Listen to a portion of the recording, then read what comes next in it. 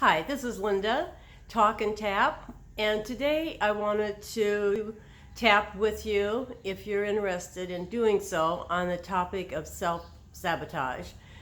If in fact you've ever experienced it yourself, you know what I'm talking about, or you have an idea for sure what I'm talking about. How we get to a place where things are going the way we had hoped and worked on wanting them to go. We've imagined it, we've believed it, we've seen it, we're on a good path, and then something goes a little haywire, and all of a sudden we start to self-sabotage. We forget the 100 things that went really well, most generally, and then we start thinking about that one thing that went wrong. It's like, oh my gosh, that went wrong. Now for sure the other shoe is going to drop, and the whole thing's just going to crumble. Nothing's going to go right, and we start playing that old tape in our head that we've had for many years perhaps, that says if things are going too good, there's sure to be something bad that's going to come right after it. So today I'm going to tap on that. Tap with me if you like. Even though I self-sabotage myself sometimes, I completely and totally love myself and accept myself. Even though sometimes I let my mind take over when things are going too good, and I start to think, this is all going to fall apart. The other shoe's coming. It's not going to work. It's just not going to happen. In the midst of that, I continue to love and accept myself. Even though I self-sabotage sometimes, I might even get headaches. I might get sick in some way. I don't know. Any number of ways that we self-sabotage. If we think about it, you may have done it in some way, just because most generally it's our fear that something is going to fall apart. So let's tap on seeing if we can release some of that. First, we're going to accept that even though I sometimes self-sabotage, even though so many things have gone right, I continue to focus on those few things that are not going right. I actually fixate on those things, rehearsing them over and over and over in my head. Well, here we go again. It's not going to be good this time either, never is. Always something crumbles. Something crumbles. I can't seem to get these things done the way I want to.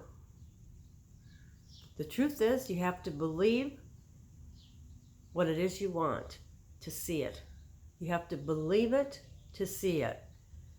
So if you can still clearly see where your objective is, where you're trying to get to, and that one little obstacle that comes up, let it go. It's just one little thing. Get right back on track.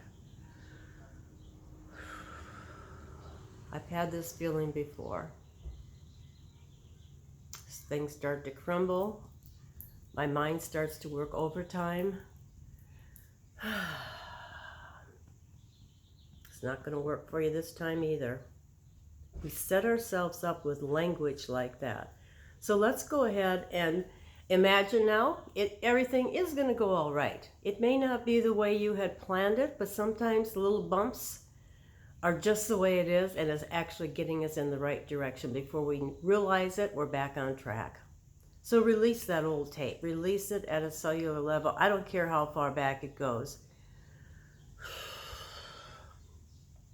Let it go. And allow yourself to just get back on track with that which your heart desires.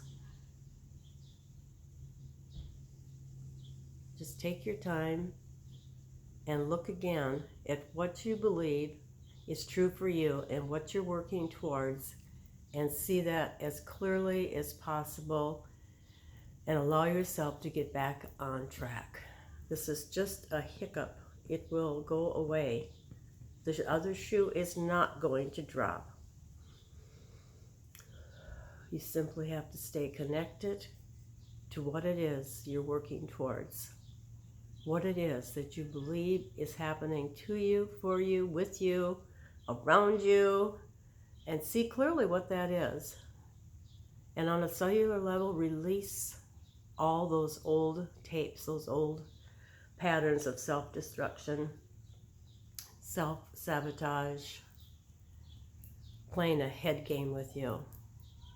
You can move through this. You can get back on track to that which you desire. You've been working hard to make it happen. This is just a little speed bump.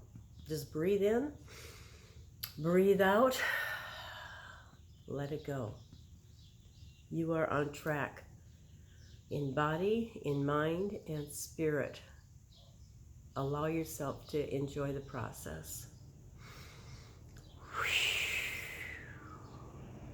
Namaste.